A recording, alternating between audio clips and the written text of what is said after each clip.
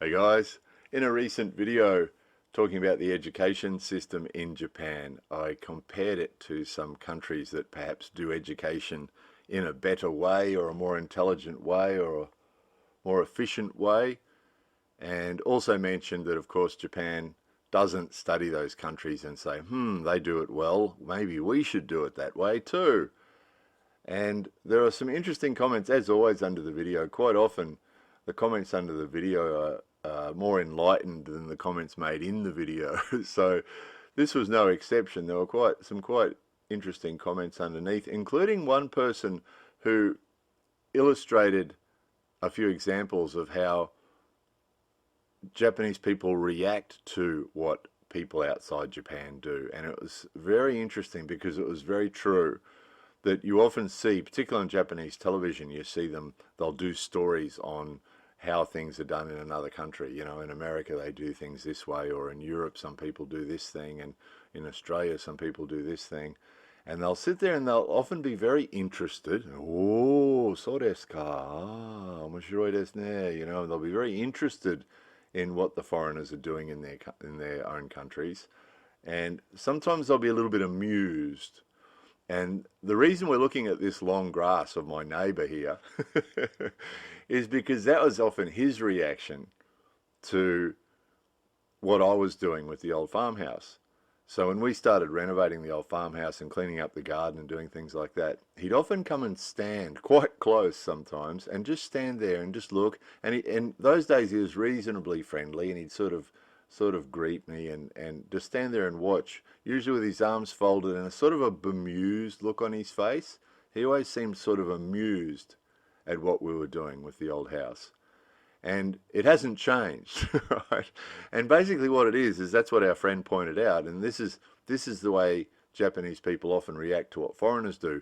That's what the foreigner is doing, right? Ah, that's what the foreigners do. And because they lump us all together usually, doesn't matter what country we come from, if we're a foreigner, we're a foreigner.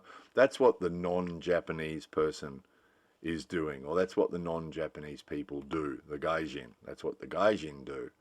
But they don't consider for a moment, usually, that might be a good way to do it.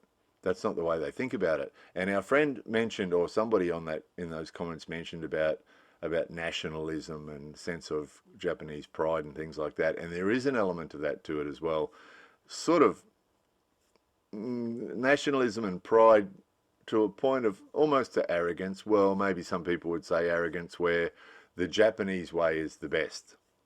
Japanese society is the best, and the Japanese way is the best. And of course, Japanese people wouldn't be the only people that think like that. Look, there are a lot of people who think that their society and their country is the best, don't they? You know, and Japanese people often have that sort of attitude that oh, that's the way the foreigners do it, is it? Oh, that's very amusing, but that's not what we do.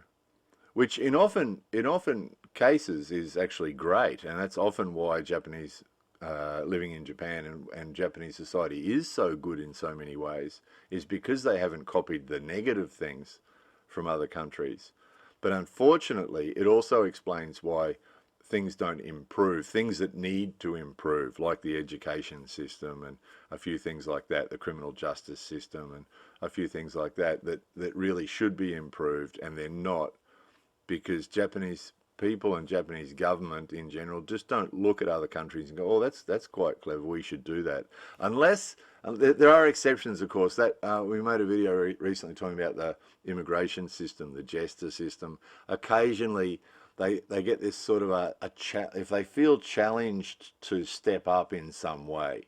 So when America talked about stopping money laundering and terrorism, that's sort of like a Gardaman, a Gardaman telling a Japanese person to do something. So if a Gardaman tells a Japanese person to do something, that they'll usually do it. And it's a little bit the same with countries like the USA. If Japanese government feels that to be a good world citizen, they should do a particular thing, they'll sometimes do it. But generally, with societal things, they're not interested in doing it. We get the same thing with our English friendly directory. We contact a company and say, you're English friendly, we'd like to have you on our directory. If it's a foreign owned business, quite often the business owner will say, oh, that sounds like a good idea, I haven't heard about that before. I haven't heard of that before. I might give that a try. Whereas if we contact a business and it's a Japanese person that owns the business, usually they'll go, oh, we haven't done that before. So the foreigner says, the non-Japanese person says, oh, we haven't done that before. That might be worth a try. Haven't heard about that. Whereas the Japanese reaction is, oh, haven't heard about that. Haven't tried that before. And that's the end of it. So that's why in the English Family Directory, 99.9% of the businesses on there are foreign owned. And it's the same with our neighbour. You know, he stood there with a bemused look on his face while we renovated the old farmhouse and made it nice. And he stands there bemused and watches what we do with the garden. And, you know, our garden is basically a bunch of weeds that are all cut to the same length. But the advantage of that is that if any snakes or mukade, centipedes, are about, the birds will be able to spot them and eat them, or we'll be able to spot them and get rid of them, and that they won't hurt our kids. Also, there's no big puddles of water lying around, so that there aren't the big swarms of mosquitoes there are over there in the jungle. The other advantage is that it takes about 20 minutes pushing a mower to do our place, and then it's finished and the mower gets put away. Once every few months he comes out and he'll spend a couple of hours a day for about 5 or 6 days. So that was a day there. Took him a couple of hours to do what he's done there.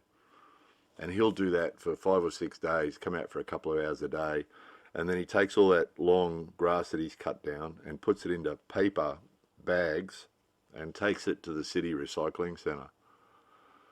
So the snakes and the centipedes and the mosquitoes that come from that place is absolutely amazing. And it's such a shame. I mean, someone said it does look nice. It does sort of look nice, doesn't it? It sort of does. But he's got grandkids. If they made that grass like ours and renovated that house the same as what we did to the old farmhouse, it'd be a really nice place to live and be an awesome backyard for the kids to play in. That gets shade in the afternoon too. So in the middle of summer when it's hot, kids could play out there, they could have barbecues out there, they could do all sorts of stuff. But see, again, he watches what I do and goes, look what the Gaijin's doing now. And he doesn't think that, hey, I could do that too. You know, or that just getting a mower, just buying a mower. And they actually do sell mowers at Cairns, at the local garden centre. They didn't used to sell gasoline engine lawnmowers. They just sold little electric ones. But recently they've actually had some gasoline ones there for about $400.